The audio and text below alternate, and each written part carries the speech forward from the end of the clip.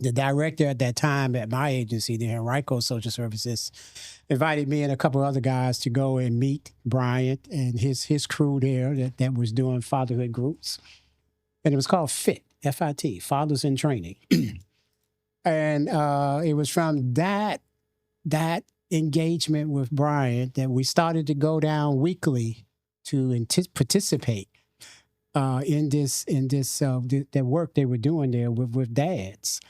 And it was interesting for me because I've always been comfortable in the midst of men, boys and men. Started out as a young boy in the city of Norfolk, Virginia, playing sports, primarily football. You were a football player? I was a football player. What were you? Initially, were you a wide receiver? Or initially, I started out as a quarterback. Everyone says they started as a quarterback. I started out as a quarterback, and I think that's where I learned my initial leadership stuff.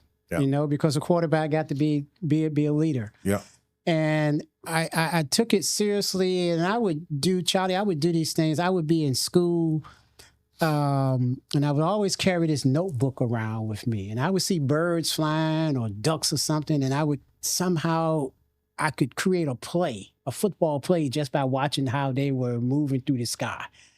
And my teammates would always be interested to see what I was coming up with as far as a play, So I think that leadership stuff started early, and then from playing school ball, community ball to school ball. Then went on to college, and by the time I got to college, I got converted to defensive back.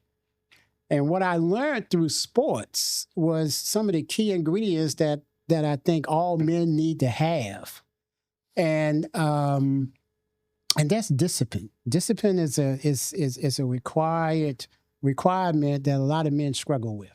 So let's start right there.